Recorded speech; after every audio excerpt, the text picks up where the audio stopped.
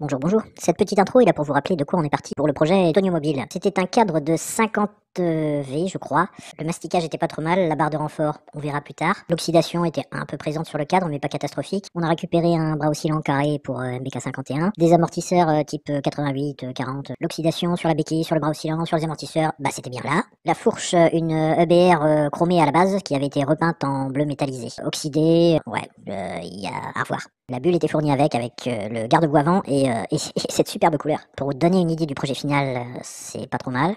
Ensuite, il y aura les coloris qui seront inspirés de coloris Yamaha Kenny Roberts et R5 Turbo Cévennes, je crois, ou Tour de Corse. On a trouvé une petite selle qui pourrait faire l'affaire avec la tête de fourche qui est assez anguleuse. Les vieilles têtes de fourche qu'on ne trouve plus maintenant. Et donc du coup ça pourrait faire un petit combo sympa. Bon, en tout cas le moteur il est prêt, il est sous cellophane, il est complet. Il est encore tout sale de l'autre fois. Il n'y a plus qu'à lui coller un carbu avec les gicleurs que j'avais trouvé l'autre fois. Et puis ça part comme en 40. Le seul problème, c'est que pour l'instant, c'est peinture, peinture et peinture, quoi. De la peinture, de l'après. Ouais. Les tubes de fourche, c'est en cours de réflexion. La fourche, c'est en cours aussi. Enfin, ça a bien avancé quand même. Et là, ça y est, j'ai commencé à faire de la merde avec le mastic. Du coup, j'ai mis une bousée et puis après, j'ai rattrapé ça au ponçage. Mais bon, il y avait de la merde à faire partir quand même, des formes à essayer de faire revenir. Et puis l'inconvénient, c'est qu'avec le sablage, ça a quand même creusé certaines parties. Et à la peinture, ça se serait vu. Donc, j'ai préféré en mettre là et puis faire un gros coup de ponçage au début. Mais ouais, il y avait quand même pas mal de poussière à évacuer là. Je crois que j'ai mis pas mal de poussière partout dans le garage à faire ce truc-là, là. Et puis c'est vrai qu'il y avait quand même bien de la merde à enlever. Grosse épaisseur. Ça commence à être plus propre après un premier ponçage. Avec le flash, c'est un peu mieux. De l'autre côté, ça commence à prendre forme, ça commence à prendre forme. Là, pareil, il y avait de l'épaisseur aussi à remettre. Les tubes de fourche qui étaient bien rouillés et bien... C'est chromé et rouillé. Donc au sablage, ce qui était chrome est resté.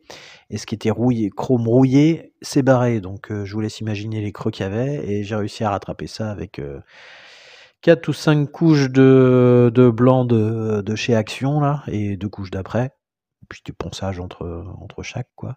La tête de fourche et les pneus sont pas mal revenus après un simple lavage, le primaire de chez Action et puis le super Synto de chez Action aussi, à 5 € la boîte, faut pas se priver, hein. En regardant le cadre de plus près aussi, je me suis aperçu que la barre de renfort, elle était louche. Elle était louche. Elle était coupée en biseau avant d'arriver jusqu'au haut de la colonne de direction. Donc, je me suis dit: c'est quand même bizarre, hein, d'un côté et de l'autre, ouais». J'ai dit: «C'est quand même bizarre, si elle va pas jusqu'au bout, elle doit être juste pointée sur l'arête du cadre ou un truc comme ça». Et du coup, j'ai voulu vérifier, j'ai fait un trou à la perceuse pour voir jusqu'où je perçais du mastic avant d'arriver dans du métal. Et il s'est avéré que ça s'enfonçait de 5 millimètres, quoi. J'arrivais, le foret, il arrivait dans l'arête du cadre. Donc du coup, j'ai dépioté un petit peu avec un tournevis, j'ai enlevé un petit peu le mastic et puis, bah, je me suis rendu compte que c'était à peu près ça, hein. Il y avait un point de soudure en haut du tube de renfort et puis le reste, c'était que de la merde. Donc il fallait tout enlever. Modification à faire sur le cadre aussi, la boucle arrière, couper la boucle arrière pour pas que ça se voie en dessous de la selle et se démerder à faire un renfort, en dessous. Ça, c'est la barre de renfort, une fois que ça a été, disqué. Bon, à un moment, il y avait un doute sur si le fait que la barre de renfort était soudée ou pas. Bah, en fait, il y avait juste, 2 petits points, sur l'arête du cadre et puis, un petit point au-dessus. Là-bas, il devait être soudé quand même, mais c'était pas faramineux, c'était pareil, 2-3 points. Donc du coup, virer et puis on va en faire une autre. Il va y avoir un petit peu de ponçage quand même. Hein.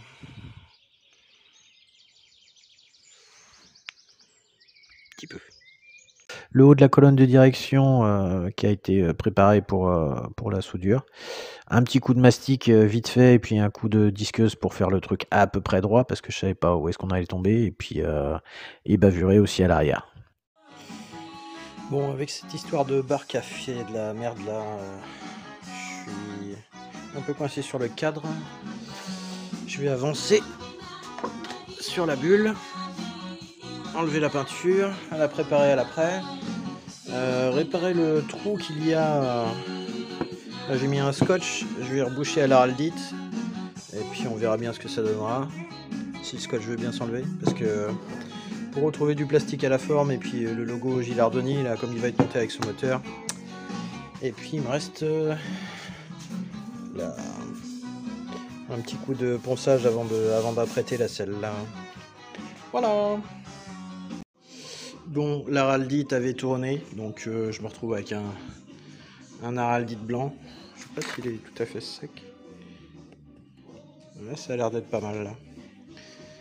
Ça a l'air de pas être trop mal. Tube de fourche c'est fait.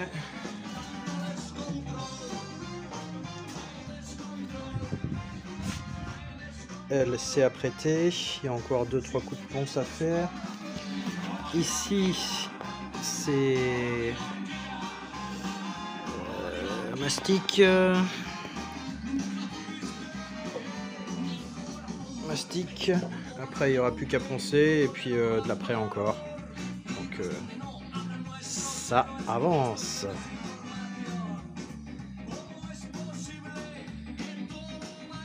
Allez.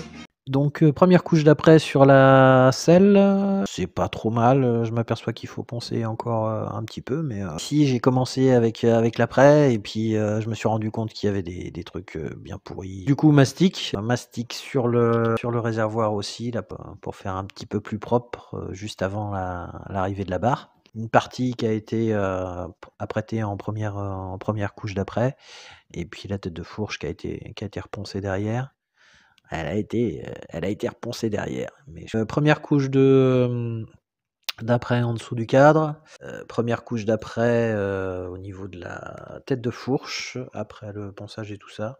Ici, on doit être à la deuxième ou troisième couche d'après sur les carters parce qu'il y avait toujours un logo Coca-Cola qui revenait. Elle a changé de couleur, j'ai changé d'après, j'ai pris l'après blanc, j'aurais pas dû, j'aurais dû rester sur le gris parce qu'après ça m'a posé des problèmes. Première couche de jaune parce que j'avais du jaune qui était à traîner, ça doit être peint en jaune mais c'était pas ce jaune là, mais bon. Je me suis dit ça va avancer un petit peu dans la teinte et puis je verrai à quoi ça ressemble. Donc pour la selle et le garde-boue, j'en ai mis une couche aussi pour voir comment que ça avançait. Ça commence à prendre forme. Au prochain épisode, la nouvelle barre de renfort. Oh non, c'est déjà fini. Bah oui, faut que j'en garde pour le reste des épisodes.